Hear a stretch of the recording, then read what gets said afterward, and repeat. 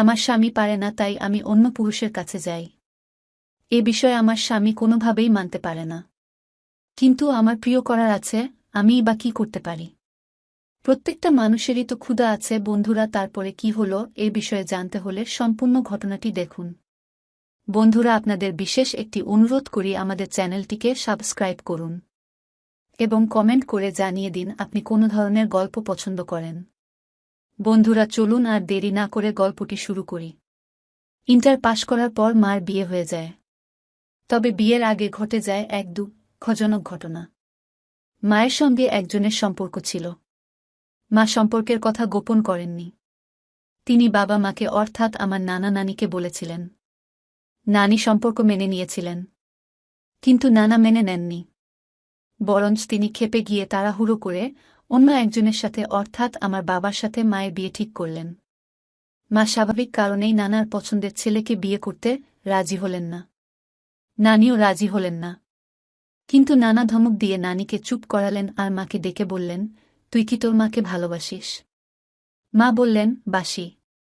এরপর নানা যা বললেন তা অকল্পনীয়। নানা বললেন, তুই যদি আমার পছন্দের ছেলেকে বিয়ে না করে তোর পছন্দের ছেলেকে বিয়ে করিস তাহলে তোর মাকে আমি তালাক দেব। মা হতভম্ব হয়ে নানার দিকে চেয়ে রইলেন এবং ভাবলেন, একজন বাবা কি করে এতটা বর্বর হয়। নিরুপায় হয়ে মা বিয়েতে রাজি হলেন। এরপর মা যখন তার পছন্দের মানুষকে বললেন কি কারণে তিনি অন্য একজনকে বিয়ে করছেন, মানুষটি মার কথা বিশ্বাস করল না। ক্রুদ্ধ হয়ে মাকে বলল, সিনেমার কাহিনী শোনাচ্ছ আমাকে? আসল কথা বললেই তো পারো যে পয়সাওয়ালা ছেলে পেয়ে আমাকে আর ভালো লাগছে না। তুই একটা প্রতারক। মাকে আরও অনেক গালমন্দ করে মানুষটি চলে গেল। মা নিশ্চুপ দাঁড়িয়ে থেকে চোখের পানি ফেললেন। বুক ভাঙা কষ্ট নিয়ে মার বিয়ে হয়ে গেল। এখানে বলে রাখা দরকার, বাবা বিয়ের আগে থেকে মায়ের সম্পর্কের কথা জানতেন। জেনে শুনে মাকে বিয়ে করেছেন। মা বাবাকে ঠকাতে চাননি। তাই কষ্টদায়ক অতীত জোর করে সরিয়ে রেখে মা মনোযোগ দিয়ে সংসার করতে লাগলেন। কিন্তু বাবা মাকে ঠকালেন। সে কথা একটু পর বলছি। বাবা যদিও ধনীর ঘরের ছেলে ছিলেন, কিন্তু বিয়ের সময় তার ব্যবসায়ের অবস্থা ভালো ছিল না। মাকে বিয়ে করার পরই বাবার ভাগ্যের চাকা সচল হয়ে গেল। বাবা তত্তর করে উপরে উঠে গেলেন। এর মধ্যে আমার জন্ম হল। আমি তাদের একমাত্র মেয়ে। এবার বলি বাবা কি করে মাকে ঠকালেন। আমি যখন অষ্টম শ্রেণীতে পড়তাম তখন আমার জন্য এক গৃহশিক্ষিকা রাখা হল। গৃহশিক্ষিকার পরিবারের সাথে ব্যবসায়িক সূত্রে বাবার পরিচয় ছিল। গৃহশিক্ষিকার এক ডিভোর্সি বড় বোন ছিল। বাবা ওই ডিভোর্সি মহিলাটির সাথে গোপনে সম্পর্ক গড়ে তুললেন। মা অনেক দিন পর্যন্ত বাবার এই সম্পর্ক ধরতে পারেননি। পরে এক আত্মীয়ের মাধ্যমে মা জানতে পারলেন। এরপর মা যখন বাবাকে সম্পর্কের কথা জিজ্ঞেস করলেন, বাবা তখন সরাসরি অস্বীকার করলেন এবং বললেন, ওই মহিলাটির সাথে আমার কোনো সম্পর্ক নেই। ব্যবসার প্রয়োজনে মহিলাটির সাথে মিশতে হয়। আমি তাদের জমি বিষয়ক ঝামেলাগুলো সমাধান করে দিচ্ছি। বিনিময়ে বড় অঙ্কের টাকা দিচ্ছে তারা আমাকে।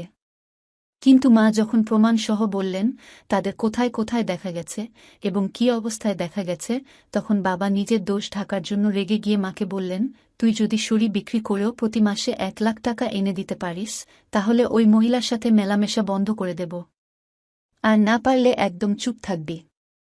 কথা শুনে মা স্তব্ধ হয়ে গেলেন। ঠিক ওই মুহূর্তে মা বুঝে গেলেন ভুল মানুষের সাথে তার বিয়ে হয়েছে। আর এটাও বুঝলেন তিনি যদি সংসার ছেড়ে চলে যান তাহলে তার বদরাগী বাবা অর্থাৎ আমার নানা তাকে সমর্থন দেবেন না, উল্টো দোষারোপ করবেন। তখন নিজের বাবার বাড়িতে তার জীবন দুর্বিষহ হয়ে উঠবে। আর যেহেতু তার আয় নেই সেহেতু আলাদা থাকাও সম্ভব নয়। মা তাই ইচ্ছে থাকা সত্ত্বেও বাবার সংসার থেকে বেরিয়ে যেতে পারলেন না। তাই বলে মা হাল ছেড়ে দেননি। ওই দুঃসময়ে মা উপলব্ধি করলেন তার বাঁচার পথ একটাই, তা হল স্বাবলম্বী হওয়া। জীবনের দীর্ঘ সময় পর মা পুনরায় পড়াশোনা আরম্ভ করলেন। বাবা যখন তার সম্পর্ক চালিয়ে যাচ্ছিলেন, মা তখন সীমাহীন কষ্ট নিয়ে পড়াশোনা চালিয়ে গেলেন। আমি যখন অনার্সে পড়ছিলাম মা তখন মাস্টার্স শেষ করলেন। মোটামুটিভাবে শেষ নয়, বেশ ভালোভাবে শেষ করলেন।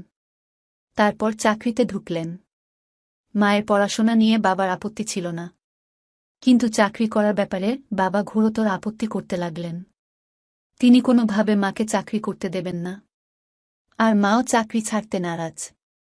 হয়তো বাবা টের পেয়েছিলেন যে মা স্বাবলম্বী হয়ে গেলে তাকে আর দমিয়ে রাখা যাবে না। বাবার সম্পর্ক এবং মাকে চাকরি করতে বাধা দেয়া, এই দুটো কারণে বাবা মার মধ্যে প্রতিদিন তুমুল ঝগড়া হতে লাগল। একদিন বাবা ক্ষিপ্ত হয়ে মার গায়ে হাত তুললেন। সেদিনই চোখের পানি ফেলে মাকে বললাম, মা, আপনি বাবাকে ডিভোর্স দিয়ে দিন। এই সংশয়ে থাকলে আপনি মরে যাবেন। মা আমার কথা রাখলেন।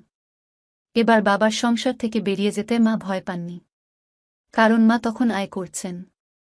স্বামীর সংসার থেকে বেরিয়ে মা আমাকে নিয়ে যখন নিজের বাবার বাড়িতে অর্থাৎ আমার নানার বাড়িতে এলেন, নানা তখন প্রত্যাশিতভাবে আক্রমণাত্মক ভঙ্গিতে মাকে বললেন, সব দোষ তোর। পুরুষদের টুকটাক সমস্যা থাকে, এটা নিয়ে বাড়াবাড়ি করার কি আছে? মা তখন বললেন, আপনারও কি চরিত্রের সমস্যা আছে? চুপ থাক বেয়াদব মেয়ে। চুপ থাকার দিন শেষ হয়ে গেছে। আপনি যে শুধু আমার জীবনের বড় একটা অংশ করেছেন তা নয়, মায়ের জীবনও করেছেন। কিন্তু আর নয়। আমি নিজে এক পুরুষের শৃঙ্খল ভেঙে বেরিয়ে এসেছি। এবার মাকেও আরেক নষ্ট পুরুষের শৃঙ্খল থেকে বের করে নিয়ে আসব। এরপর মা নানিকে বললেন, মা গো, আমি বাবার বাড়িতে থাকতে আসিনি। এসেছি আপনাকে নিয়ে যেতে। বাবা আপনাকে সবসময় তালাকের ভয় দেখিয়ে চুপ করিয়ে রাখতেন। কিন্তু এবার সময় এসেছে জবাব দেওয়ার। এবার সত্যি তালাক হবে।